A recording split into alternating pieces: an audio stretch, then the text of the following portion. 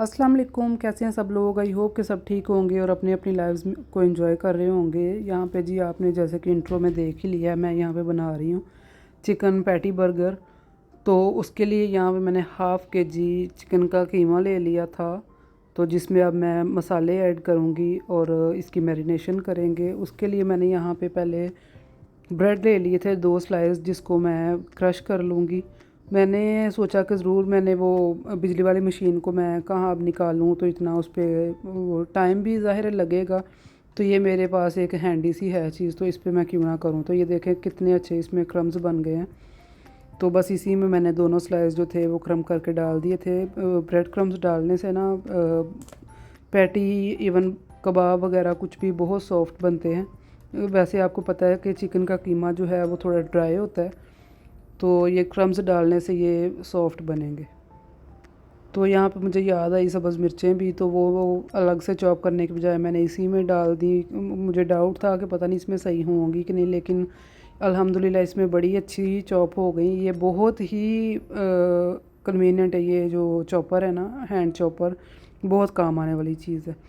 तो ये देखें यहाँ पे मैंने दोनों स्लाइस जो थे ब्रेड के चॉप करके डाल दिए थे। ड्राई ब्रेड क्रम्स भी आप डाल सकते हैं, लेकिन वो अगेन वही कि ड्राई है, ड्राई उससे कबाब बनेंगे। तो ब्रेड डालने से ये ज़्यादा सॉफ्ट बने थे। यहाँ पे अब मैंने मसाले इसमें डाल दिए थे, जिसमें मैंने नमक डाल दिया था, कुटी लाल मिर्च, काली मिर्च डाली थी, साथ ही इसमें मैंने सोया सॉस डाल दी थी।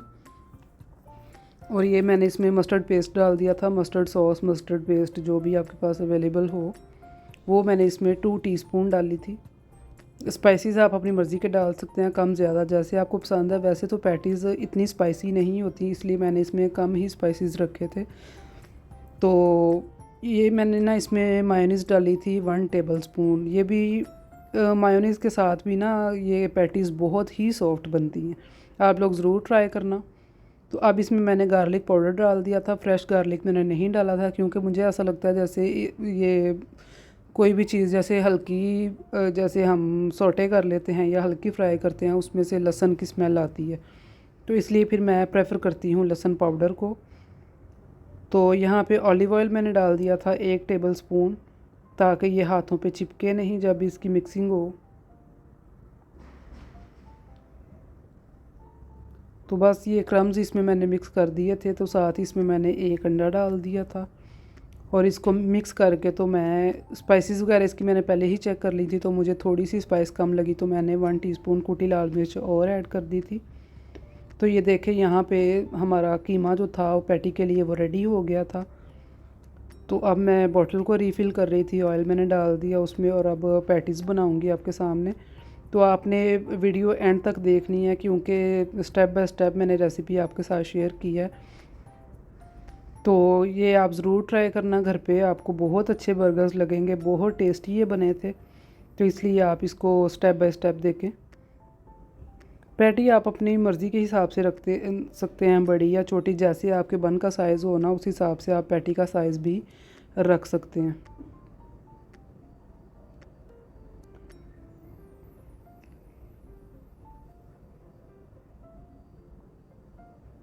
ये देखें पैटीज़ यहाँ पे मैंने सारी रेडी कर ली थी, तो बस अब इसकी जो है ना कुकिंग रह गई है।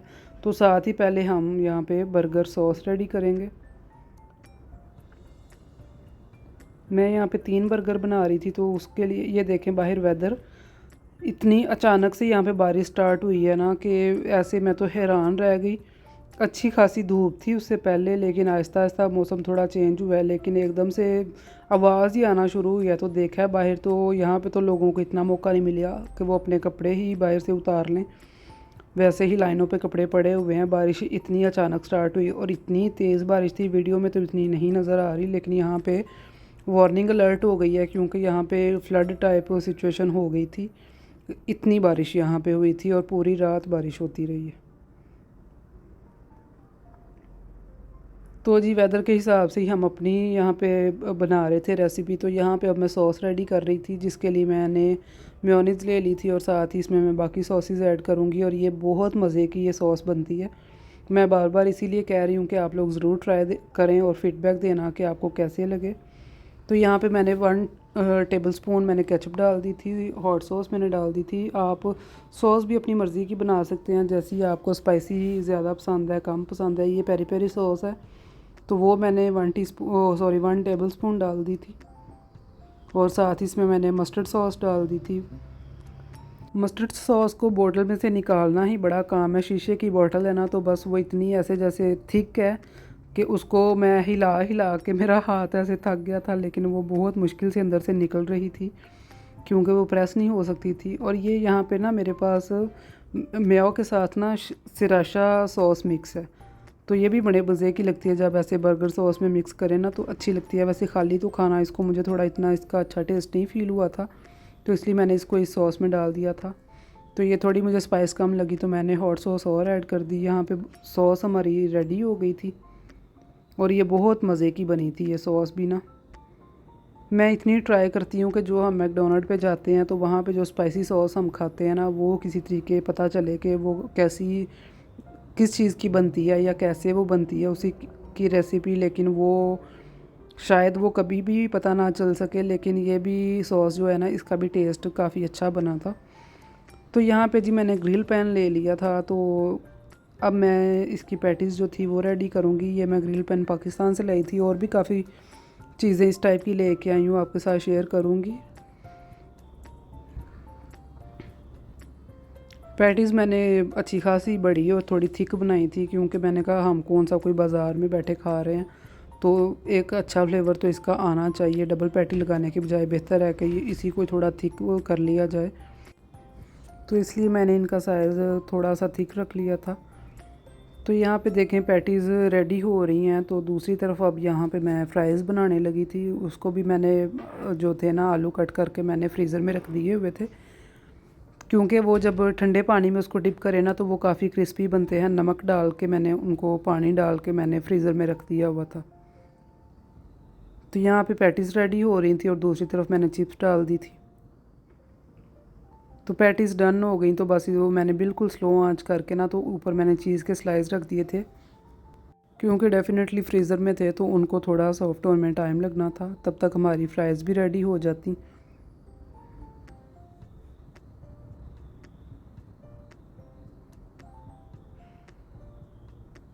तो ये देखें चीज़ मेल्ट हो गई थी। अब इनको मैं 1 बाय 1 निकाल लूँगी,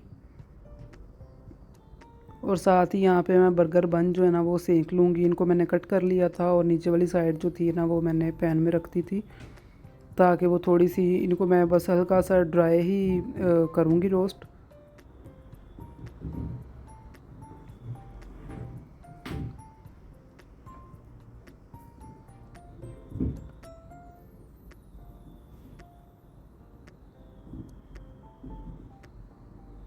बस बन यहाँ पे हो गए थे, तो अब इसकी मैं जो है ना रेडी करूँगी फिलिंग।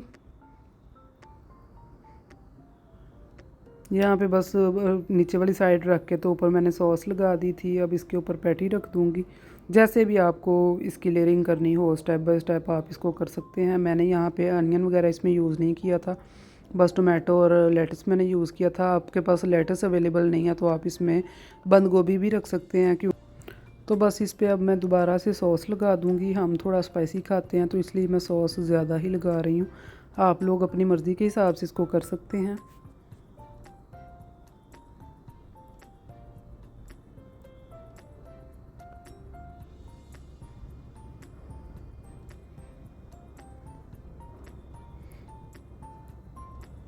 बस इसमें 2-2 मैंने टमाटर के स्लाइस रख दी थी। अनियन वगैरह मैंने नहीं रखा था, क्योंकि अनियन का मुझे इतना अच्छा फ्लेवर कच्चे प्याज का नहीं लगता।